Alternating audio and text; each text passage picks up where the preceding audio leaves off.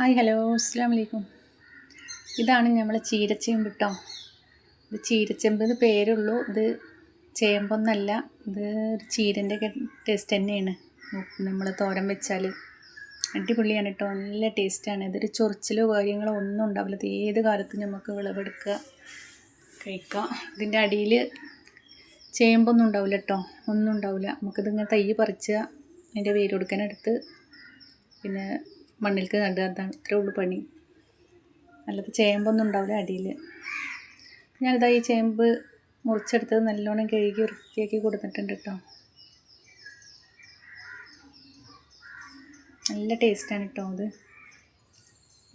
ഇത് ഞാൻ അങ്ങനെ ചെറുതായി കട്ട് ചെയ്ത് കൊടുത്തിട്ടുണ്ട്. അതിന് നല്ല ചെറുതാക്കി അരിഞ്ഞിട്ടൊന്നുമില്ല കേട്ടോ. നന്നായി ചെറുതാക്കി കുഞ്ഞു അരിയാണെങ്കിൽ ഒന്നും കൂടിയും ടേസ്റ്റാണ്. ഞാൻ അത്രയ്ക്ക് ചെറുതാക്കിയിട്ടൊന്നുമില്ല.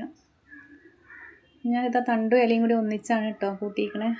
ഇതിലേക്ക് വേണ്ട സാധനങ്ങൾ എന്തൊക്കെ വെച്ചാൽ കുറച്ച് തേങ്ങയും പച്ചമുളകും ചെറിയ ഉള്ളിയും ജീരകവും കേട്ടോ ഇതിലേക്ക് വേണ്ടത്.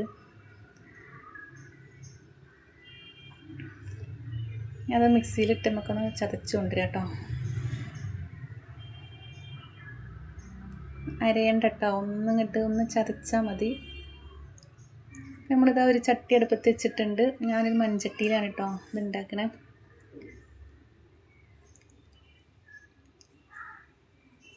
അതിലേക്ക് കുറച്ച് എണ്ണ ഒഴിച്ചെടുക്കുന്നുണ്ട്. വെളിച്ചെണ്ണ ഒഴിച്ചെടുത്തു കേട്ടോ. ഈ ചട്ടി ഉപയോഗിക്കാതിരിക്കുന്നത് കൊണ്ടാണ് കേട്ടോ അതിൻ്റെ കളർ അങ്ങനെ. കുറച്ച് കടുകും 2 വറ്റൽമുളകും മുറിച്ചിട്ട് കൊടുക്കണം. വേപ്പിൻ്റെ ഇല എൻ്റെ കയ്യിലില്ല, അതുകൊണ്ട് ഞാൻ വേപ്പില ഇട്ടിട്ടില്ല കേട്ടോ. ചെറിയ 2 വറ്റൽമുളക് ഞാൻ മുറിച്ചിട്ട് കൊടുത്തിട്ടുണ്ട്. ഞാൻ കടുക് പൊട്ടി വരുമ്പോൾ ഈ ചതച്ച് വെച്ച തേങ്ങ ഉണ്ടല്ലോ, നമ്മൾ ഈ എണ്ണയിലിട്ടിട്ട് ഒന്ന് വാട്ടിയെടുക്കണം.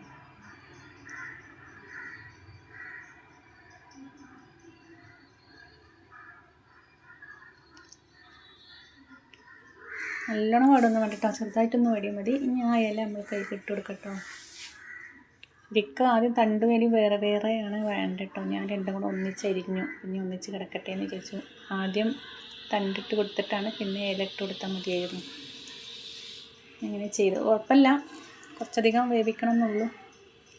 ഞാൻ ഇതാ ഇല കയ്യിലിട്ടിട്ടതാ ഒന്ന് മിക്സ് ചെയ്തിട്ടതാ അത് അടച്ചു വെച്ചു കേട്ടോ. കുറച്ച് സമയം കഴിഞ്ഞിട്ട് തുറന്നില്ലേ, നമ്മുടെ ചീരച്ചെമ്പ് തോരൻ റെഡി ആയിട്ടോ. നല്ല ടേസ്റ്റാണ്, എല്ലാവരും ഒന്ന് ഉണ്ടാക്കി വെക്കണേ ഇങ്ങനെ.